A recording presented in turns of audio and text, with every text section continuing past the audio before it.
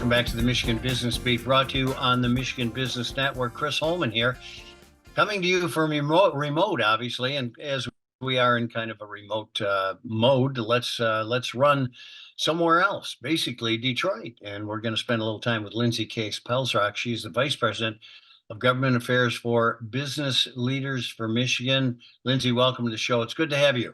Thank you so much, Chris. Yeah, and I also want to say thank you because you were one of the panel speakers at our Michigan Works Association annual legislative day, and you brought a lot of expertise, as you always do. So thank you for that as well. Hey, let's bring the audience up to date on what Business Leaders for Michigan actually is, what you do. Yeah, absolutely. And one correction there, I'm actually coming from Lansing here. Oh. Well, BLM, Business Leaders for Michigan, does have a Detroit office. We are a statewide organization, and we put a Lansing office in place maybe a year and a half ago, 2 years ago. And that's where I work out of because, you know, we're very active in the policymaking space. But Business Leaders for Michigan, we are Michigan's CEO roundtable. We are focused on making Michigan a top 10 state. And what does that mean? That means job growth.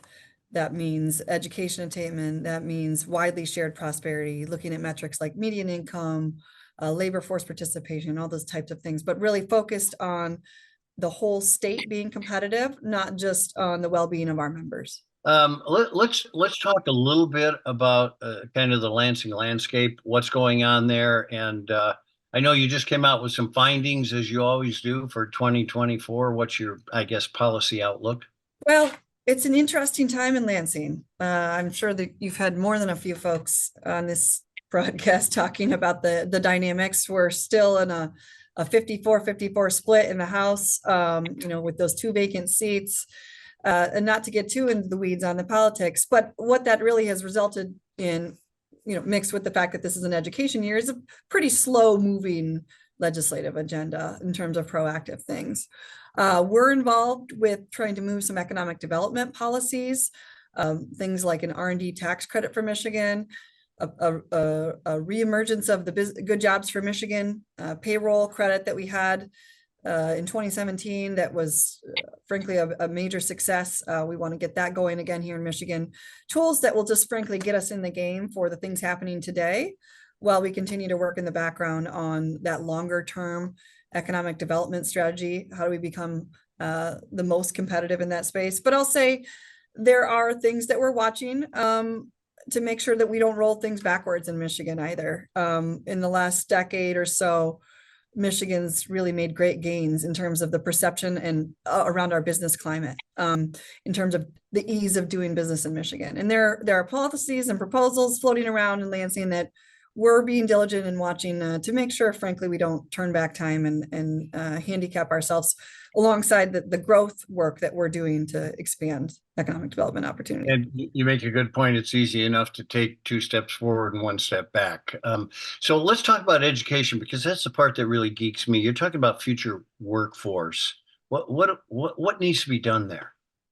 That's a great big question, of course. But we're really engaged, you know, in many fronts there, really pre-K to career. But I'll highlight a little bit of our work around K-12. Our members are very engaged. They continually rank K-12 as one of their biggest priorities and concerns inside the organization. That's because if we don't get that pipeline, creating better outcomes for our kids, you know, we have a lot of struggle repairing the leaks in the pipeline later on.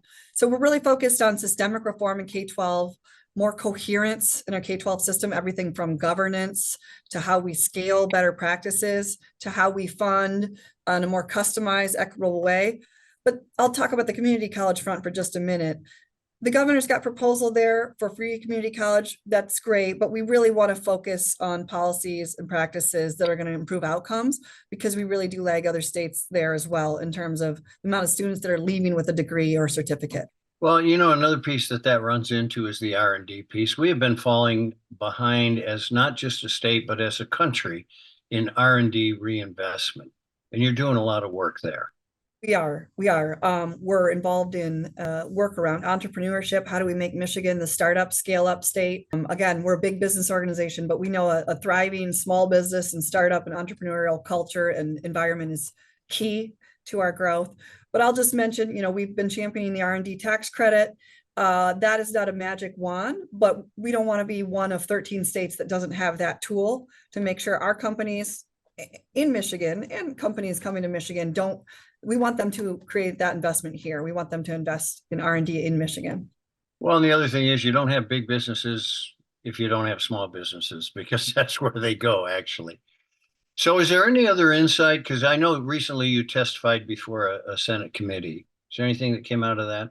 Well, it's the balance, right, of being aspirational. What is Michigan's economic vision? Where are we going in 10 years? We've seen most of the EV transformation is complete in terms of siting the decisions. Where are we going next? So it's that focus on the long-term vision for Michigan. Do we, our economic development agency and creating aspiration, but also getting those tools in place right now so that we're not behind for another week or a month or a year on getting our fair share of new jobs to Michigan, but frankly, these knowledge economy and higher paying jobs. And that's where Michigan has really lagged. Well, Lindsay Palsrok, thanks so much for being with us. Vice President of Government Affairs with Business Leaders for Michigan. Always good to spend time with you. Thank you so much for having me. You're watching the Michigan Business Beat on the Michigan Business Network. I'm still Chris Holman.